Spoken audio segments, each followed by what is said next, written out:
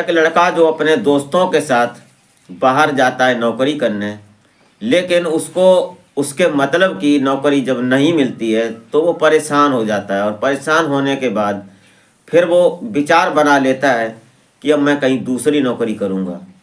अपने दोस्तों को बोलता है कि यार ऐसा करो, कहीं दूसरी जगह मेरा काम लगवा दो, क्योंकि वहाँ रहकर उसकी तबीयत सही नहीं रहती थी। उसके दोस्त बोलते हैं कि तुम्हें यहाँ पानी सूट नहीं कर रहा है। लेकिन तभी जब वो निकलता है वहाँ से, तो एक दिन ऐसे ही अचानक घरों में गेट खोल रहा था, खटका रहा था, नोक दे रहा था। तभी वहाँ पर एक महिला आती है और महिला जब उसको देखती है तो उससे बोलती है कि तुम कौन हो, क्या चोर हो।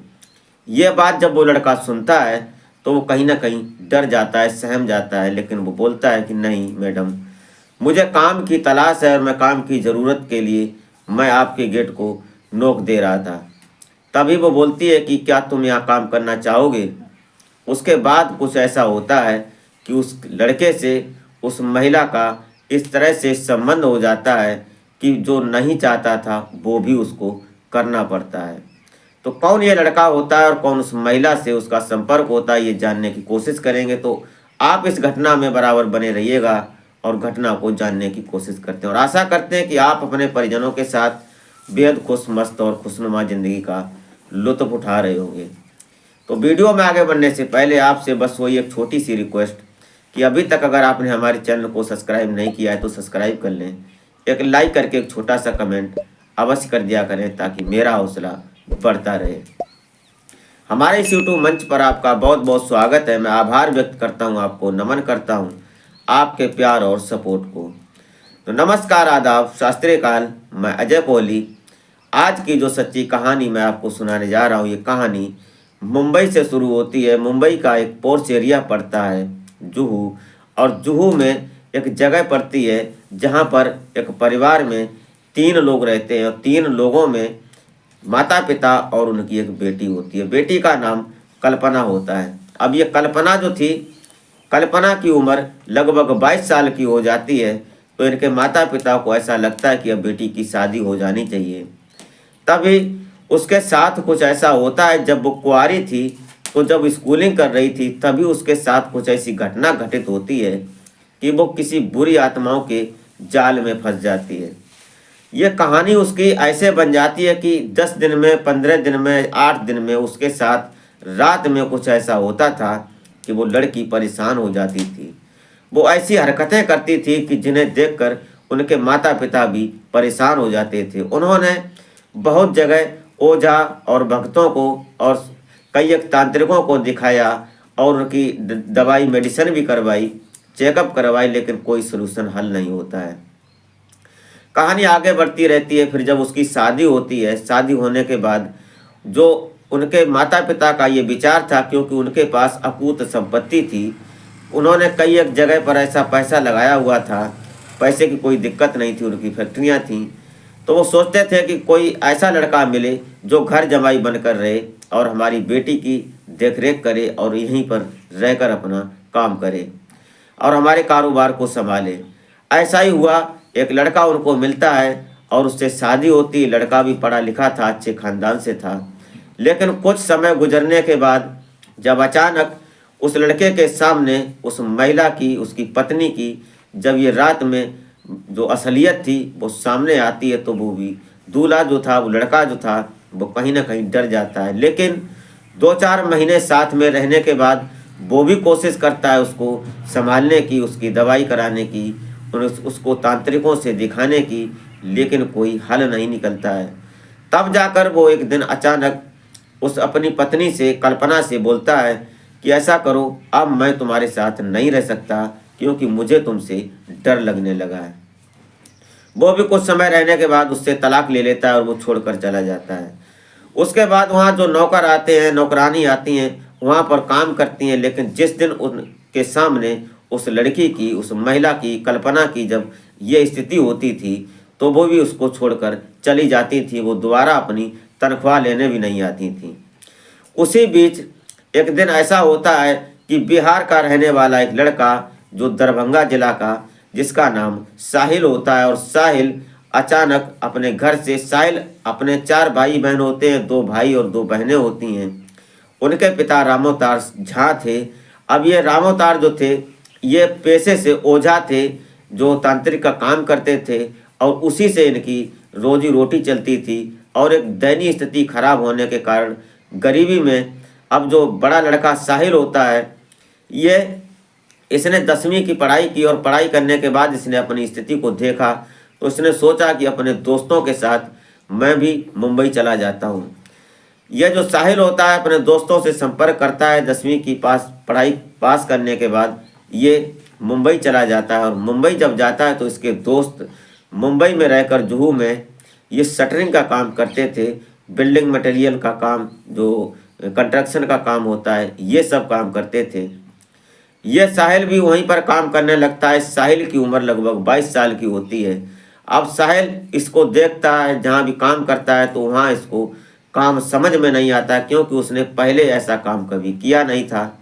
गांव का रहने वाला लड़का था, खेती और किसानी का काम करने वाला था, साथ में उसने स्कूलिंग की थी, इसलिए उसको ये सब समझ में नहीं आता है। धीरे धीरे वो बीमार रहने लगता है।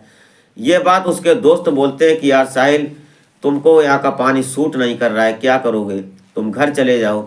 लेकिन साहिल का ये विचार बनता है कि मैं घर चला जाऊँगा तो क्या सोल्यूशन हल हो जाएगा, इसलिए वो घर तो नहीं जाता है। एक दिन शाम को वो निकलता है और लगभग 4 बजे का टाइम रहा होगा।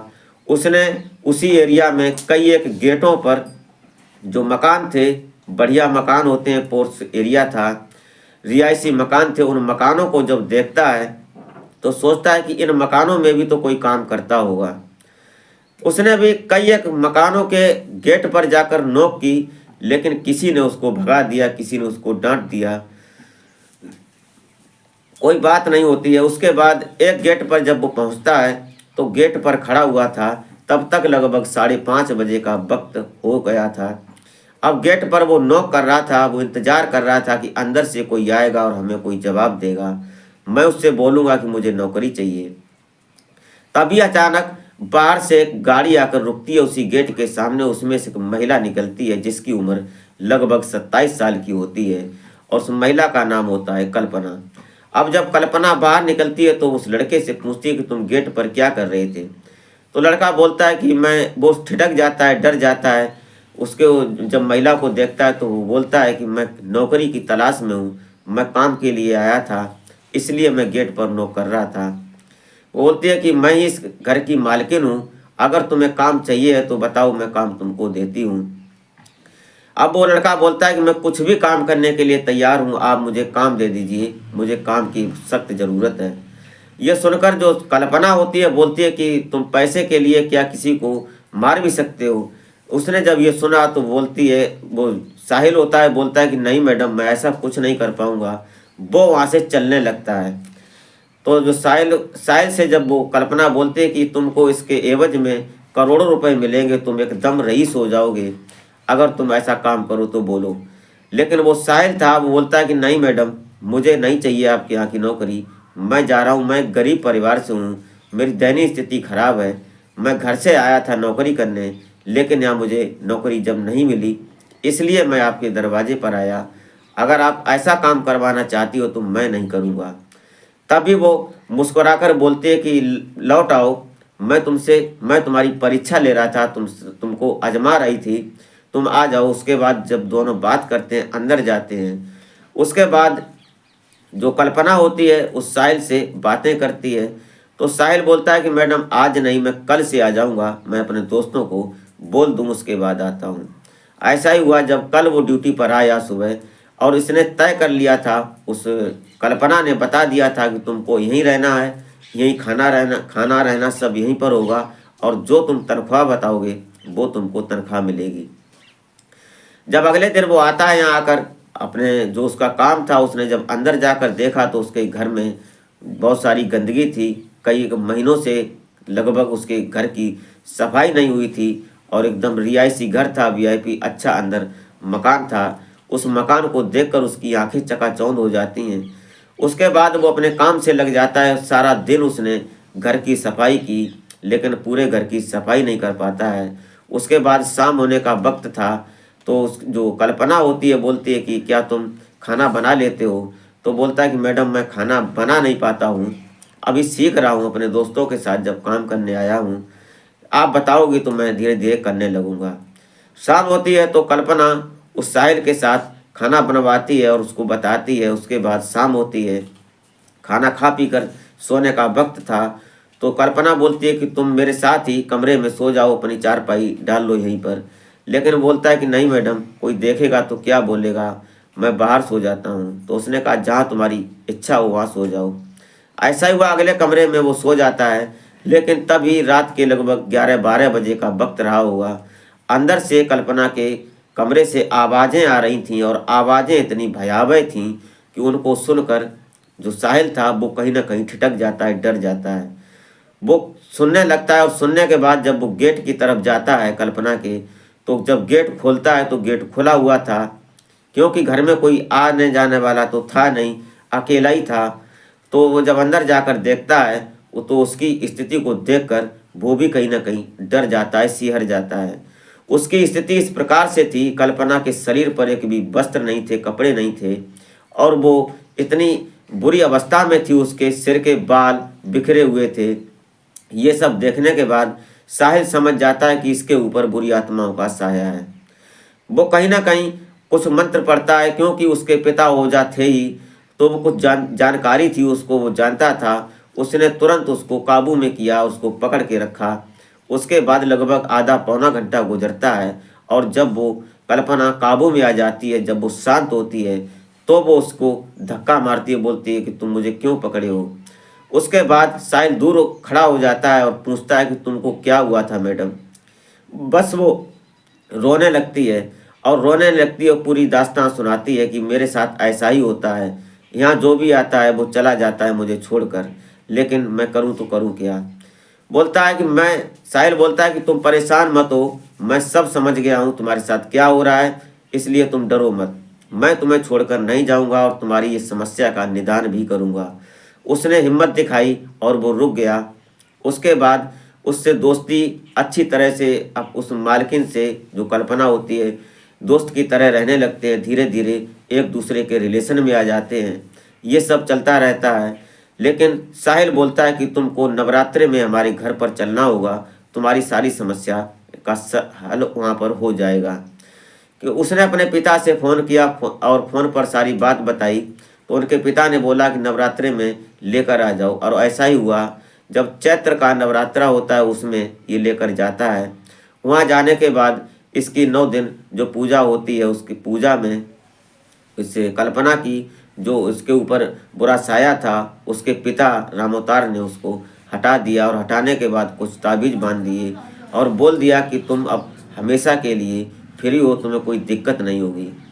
और उसके बाद वहाँ मोहल्ला पड़ोस के लोग होते हैं, वो देखते हैं कि ऐसा तो नहीं साहिल इस लड़की को बहला फुसला कर भगा लाया है। लेकिन ऐसा कुछ नहीं था। ये हकीकत जो थी या तो साहिल जानता था या कल्पना या उसके पिता जानते थे, और किसी को मालूम नहीं थी ये। और दुनिया वाले लोग कुछ भी कह सकते हैं, जो होता नहीं उसको बना भी सकते हैं। लेकिन कुछ समय बाद जब नवरात्रि ख़त्म हो जाते हैं, उसके बाद ये अपने लौट कर फिर मुंबई आ जाता है और यहाँ आने के बाद फिर इसका काम शुरू हो जाता है। धीरे धीरे 2022 आ जाती है और 2022 में फिर उन्होंने अपना काम शुरू कर दिया और काम जो इनके पास फैक्ट्री थी उसको भी देख रहे थे और अपना पूरा सिस्टम देखने लगा, ये जिम्मेदारी संभालने लगा। उसके बाद फिर कहानी आगे चलती रही। एक दूसरे में प्यार इतना बढ़ा कि जो कल्पना होती है उसने साफ साहिल को बोल दिया कि साहिल अगर तुम यहाँ से चले गए तो मैं नहीं रहूँगी, क्योंकि मैं तुमसे अपनी जान से ज़्यादा प्यार करने लगी हूँ। क्योंकि हमारे माता पिता हमें बीच में छोड़कर चले गए, वो भी इस दुनिया से, और जो हमारा पति था वो भी हमें छोड़कर चला गया, और जो भी यहाँ नौकर नौकरानी आई वो भी हमें छोड़कर चले गए, क्योंकि हमारे पास ऐसी समस्या थी, ऐसी बीमारी थी, और उससे तुमने हमें निदान दिलाया। इसलिए मैं तुमको ही अपना हम सफ़र चुनूंगी और तुमसे ही मैं शादी करना चाहती हूँ। यह बात कहीं ना कहीं साहिल को भी जम जाती है, क्योंकि काफ़ी समय से लगभग 2-3 साल से उसके साथ रह रहा था और दोस्तों की तरह रह रहा था। धीरे धीरे उसमें प्यार हुआ, प्यार के बाद संबंध भी बने, और फिर आज 2024 में इन्होंने शादी कर ली। उस शादी करने के बाद अब लगभग उसके पास एक बच्ची है और बच्ची के साथ दोनों पति पत्नी खुशनुमा ज़िंदगी का लुत्फ़ उठा रहे हैं, क्योंकि जो कल्पना थी उसकी बीमारी जो थी वो ख़त्म हो चुकी थी और पैसे की कोई दिक्कत नहीं थी। अनाप शनाप पैसा था उनके पास। आज वो उस घर का मालिक है और घर जमाई बनकर रह रहा है। दोस्तों, ये रही कहानी। इस कहानी को सुनाने का मकसद किसी को परेशान करना या किसी को हैरान करना नहीं होता है, नहीं किसी के दिल को ठेस पहुंचाना होता है। सिर्फ और सिर्फ एक जागरूकता का संदेश होता है कि आने वाला वक्त हमारे सामने किस शक्ल में आएगा, इसकी हमें जानकारी नहीं होती है, इसलिए आगाह करने की हम कोशिश करते हैं। तो दोस्तों, आप क्या राय देना चाहते हैं वो कमेंट बॉक्स में ज़रूर दें। ये सोशल मीडिया से उठाई कहानी है, इसमें मैं या मेरा चैनल कोई जिम्मेदारी नहीं लेता है। तो मिलते हैं फिर नेक्स्ट वीडियो में, तब तक के लिए जय हिंद।